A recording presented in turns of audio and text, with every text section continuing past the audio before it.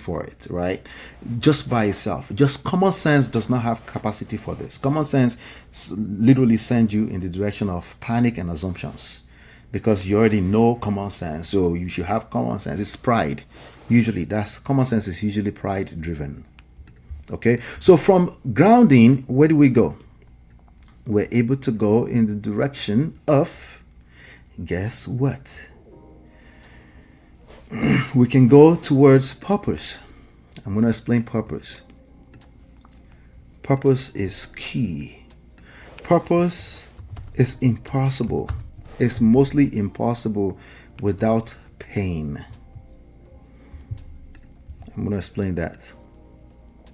Yeah, we're going to go from purpose, but let's focus on purpose for now. Okay?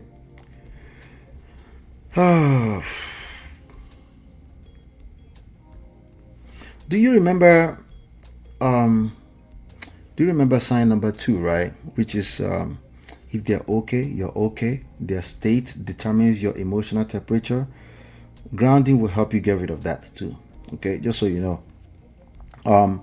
Now, where should all the emotional energy that you would naturally put in assumptions and then creating pressure? What are we right now? You're looking for definition. You want reassurance from the partner who is obviously confused.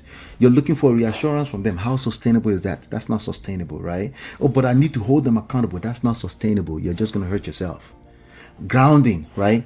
Grounding helps you with that, but grounding also helps you because it helps you create purpose. Okay, because now all that emotional energy, particularly the pain, right? You need to drive it somewhere. You need to actually flip that into purpose, right? You don't, how do I say this, right?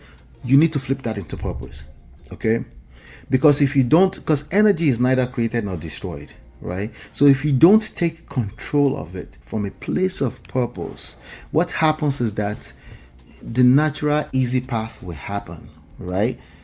You make assumptions because something felt good, or you get disappointed too quickly because they had a little bit of distance.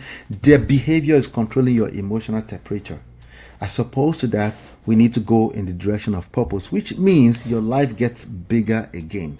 Your work, your children, yes, of course, your children, your health. Don't let anybody water down the impact of children in helping you actually repair a relationship. Yes. But the key thing is that the relationship has to be repaired. You can't use the children to cover up and stay in bad relationships, right? But the children can absolutely, the presence of children can actually translate to purpose and help you actually have a real reason, a real purpose to actually repair the relationship. But purpose is really key in all of this. Purpose can include things like your health, your relationships outside of this one with the marriage, right? Your friendships, right? Healthy social circles, social reality, social life, right? Something healthy enough doesn't mean you just go wild, right? Creativity, your creativity, because you're a creative person, you have a calling over your life, purpose, your life mission, your purpose, your contribution in this world. Those are the things that give life a meaning, right? Those are the things that will come from a place of grounding. Wait, what about the marriage? Let me tell you something. If you don't engage purpose, you're going to have time for a lot of BS. The idle mind is the devil's playground.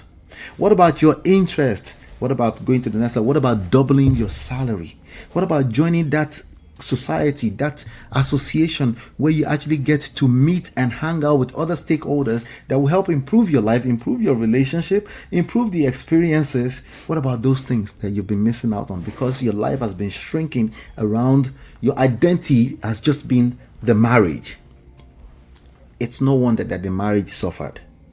Yes, your marriage still matters, by the way. It simply stops being the only place from which life gets meaning. Does that make sense? Of course it does. So, and as purpose gets stronger, something else happens. What happens? This only happens after you go through this process. It's not going to happen in a vacuum. It's not going to happen by hanging out by yourself. Okay? This is called self-discovery. Okay? You know how some people say, I'm just staying single so I can self-discover. That's a lie. You're not going to learn anything playing it safe in life. Do you understand? You're not going to learn anything. Greatness is for the bold. Greatness is not for cowards, okay? Unless, again, it's just not your thing. I'm not talking about people that marriage is not their thing. I'm talking about people that are authentically just scared because they've been listening to too many bad news. Not their fault. Social media magnifies everything negative, right? But I'm just telling you right now, this idea called self-discovery is being used as excuses for people to avoid taking risk. You can't attain self-discovery until you've gone through pain, which we're now flipping into purpose and then self-discovery. Okay? Self-discovery is a process that allows you to learn about yourself. You start discovering more about yourself. You're discovering certain aspects about you that you never knew existed. Honestly, if you didn't go through what you went through, you probably didn't know it existed. You probably didn't know how much you have in terms of your capacity until you've gone through what you've gone through, right? So it is not about what's wrong with you. Like, all of us have been through stuff. Are you kidding me? Even if you stay single, every one of us, we're going to go through stuff. But that's how you get to the next level, right? It's about, who am I? Who are you? Your identity. Who am I becoming? It's more about your identity. What are my interests? What are my callings? What have I neglected about me? Right? You as a person, right? For once, self-care. Okay? What kind of capacity is this season forcing you to develop? The question changes, as opposed to, oh, the whole world is collapsing, so I need to do everything to save the marriage. No, the marriage is, you're going to eat up the marriage by yourself if you don't save yourself first, if you don't build capacity first. So now your emotional temperature, right, does not have to become it doesn't have to come from another human being, because that alone is enough to choke life out of a relationship. It's enough to smother life out of a relationship, right? And again, that directly answers sign number 2, right? Your partner's behavior still determine your emotional temperature. You want to solve for that. Purpose, grounding, purpose, self-discovery, right? You start discovering yourself all over again, and that allows you to create the value that you've been missing so far. So we're going to go into value now. Value. All right, by the way, we're not talking about moral values. We're not talking about you being the good person and the other person's a bad person. That's nonsense. Okay? If they were so bad, you wouldn't marry them in the first place. So clearly there was some kind of value on both sides. That cancels each other out. That's not what we're talking about. We're talking about more like we're talking about experiential value. Okay?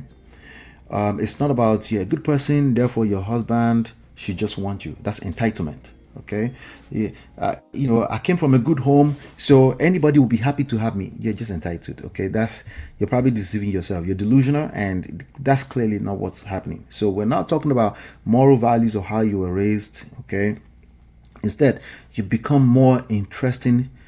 Number one, to yourself. Okay, you impress yourself. You become more alive. You become more emotionally stable. You become more socially intelligent. Right? You become more capable. Again, capacity. You become more engaging, more connected to life itself. You're no longer organizing your entire existence around trying to keep another person interested. And guess what that does? Ironically, you know what that does? This is exactly where something can begin happening, that people often try hard to get rid of that. They can see it and they want to be a part of it. Okay, this is the only way to save the marriage. Ironically, you start by becoming interesting to yourself. That shows up. Other people become more interested. They want to be a part of that party. You can't manufacture this. You have to go through the process. And that value translates to what?